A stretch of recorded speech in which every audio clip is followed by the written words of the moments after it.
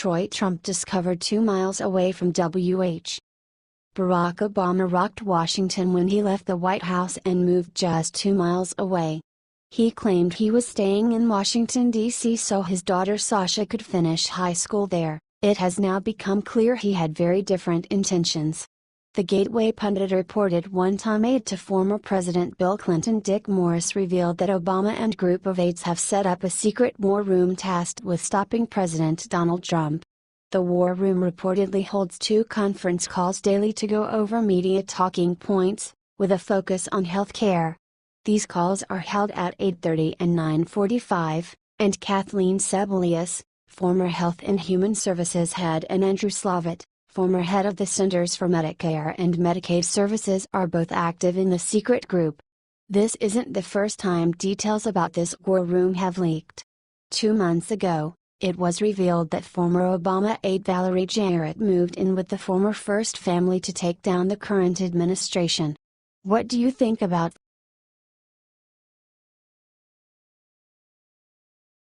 John McCain makes one of the most threatening moves against Trump? Just 1 week after blocking the Obamacare repeal bill, Arizona Senator John McCain has announced his desire to revive a long-standing attempt to reform the nation's immigration system when he returns to Washington. Before McCain left the Capitol to get treatment for brain cancer, he discussed the idea with Senate Minority Leader Chuck Schumer. The team has previously teamed up on unsuccessful immigration legislation in 2013 as part of the bipartisan effort known as the Gang of Eight. Immigration reform is one of the issues I'd like to see resolved, McCain said on Thursday. I've got to talk to him, Schumer, about when would be the best time. I think there are all kinds of deals to be made out there. I really do. McCain has been notoriously unsuccessful in this arena, failing to push immigration reform even when former President George W. Bush and Barack Obama wanted it. Now, he has an even greater hurdle in front of him. This comes at a time when McCain is rethinking his position on many issues in the face of his serious illness. We'll know in a few weeks, McCain said of his cancer on Thursday. I hate to use the word beat it, because it's not a matter of beating. You either get cured or you don't get cured. What do you think about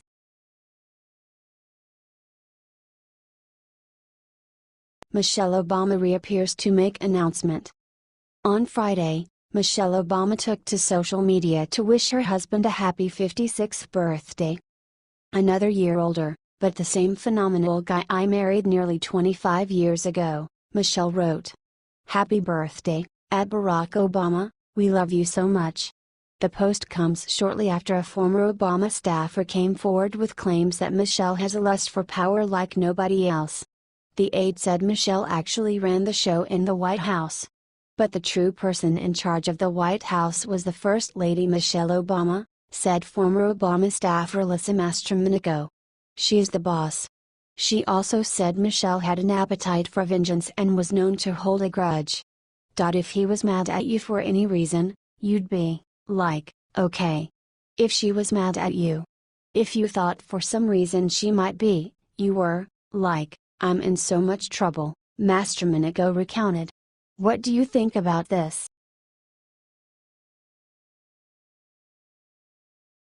Breaking: White House's leaker identity has just been revealed. Ever since President Donald Trump took office, the White House has been plagued by a series of leaks. This week was no different when the transcript of conversations the president had with world leaders was released to the Huffington Post. Now, the person responsible for the information going public has been exposed. A woman named Megan Bodask is being blamed for leaking the documents to the press. She had been in charge of editing and managing the transcripts. The classified transcript of Trump's conversation with Mexican President Enrique Pena Nieto was leaked at the end of January. The document stated that Trump indicated he was willing to launder his pledge to make Mexico pay for a border wall. It will come out in the wash, and that is okay, Trump told Nieto. He then said, if you are going to say that Mexico is not going to pay for the wall, then I do not want to meet with you guys anymore because I cannot live with that. In the conversation, Trump also told the leader not to say that to the press. What do you think about this? Should Bodask be punished for her action?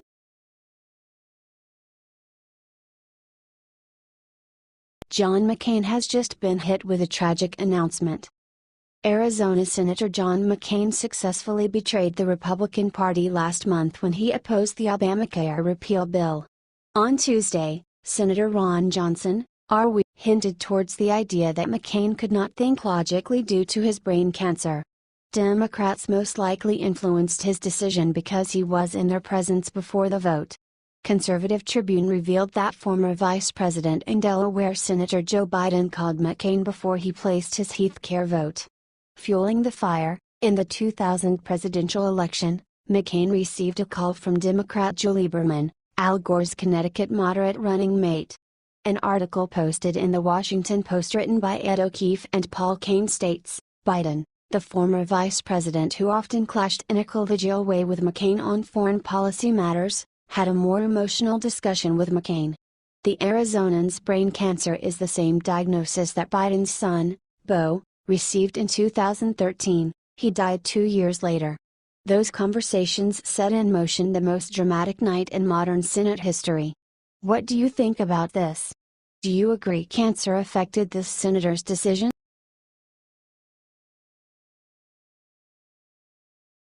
Jeff Sessions receives that letter signed by all Republican members of the Judiciary Committee. As reported by Fox News, Republicans led by House Judiciary Committee Chairman Bob Goodlatte, RVA, admitted that there are still many lingering questions from last year's election and it is important that they not be allowed to die on the vine, especially amid the Russia probe uproar. The Republican lawmakers urged that the American public had a right to know the facts, all of them, surrounding the election and its aftermath. We urge you to appoint a second special counsel to ensure these troubling, unanswered questions are not relegated to the dustbin of history.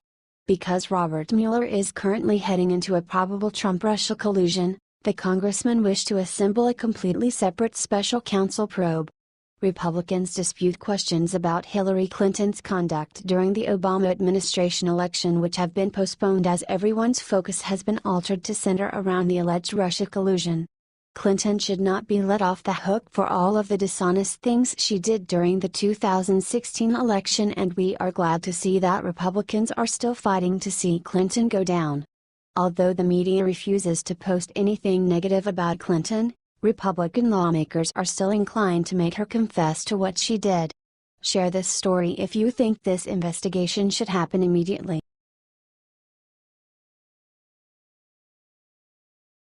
Breaking: another mysterious body found. Everything points to the Clintons. The Clinton body count list is filled with an eerie number of people associated with the Clintons who have passed away due to mysterious circumstances, and the list appears to be growing longer. The Gateway pundit revealed that Jimel Moore, a 26-year-old gay sex worker, was found dead on July 27 in the West Hollywood home of Ed Buck, a political activist and a faithful Clinton donor. Moore's mother believes something far more menacing has taken place, although the autopsy reports have simply listed her son's death as a meth overdose. She divulged that Buck bought her son a plane ticket and then flew him out to the California residence, but she believes that something evil happened after Jimel landed. Latisha Nixon stated, "I called one of my son's friends and was like, 'Who the hell is Edward Buck?' And my son's friend was like, 'Oh my God, that white guy, that wealthy politician guy.' He was like, 'Oh my God.'" Nixon had recently learned that her son was engaging in sex work. The friend then shared that both him and Moore had Buck as a client. Nixon stated, "When he calmed down, he told me that Ed Buck was one of my son's clients and that Ed Buck was one of his clients as well. Buck would have my son to go out to Santa Monica Boulevard looking for young gay black guys so he could inject them with drugs, see their reaction and how they would react and take pictures of them." Although police have found no drug paraphernalia at Buck's home, Latisha Nixon is insistent that the Clinton donor is fixated on getting young black men high. What do you think about this? Who is to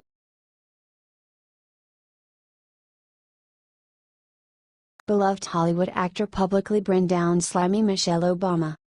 Throughout her 8 years as First Lady, Michelle Obama spent millions of taxpayer dollars traveling and enjoying a lavish lifestyle. Now that she's no longer First Lady, Michelle has the audacity to complain about how hard it is to play that role. The shards that cut me the deepest were the ones that intended to cut, Michelle said recently. Knowing that after 8 years of working really hard for this country, there are still people who won't see me for what I am because of my skin color. When Hollywood actor James Woods read her sob story, he didn't have much sympathy. What? One personal 747 and 32 assistants weren't enough for her 8-year vacation on your dime? The Academy Award-nominated actor wrote. We couldn't have said it better ourselves.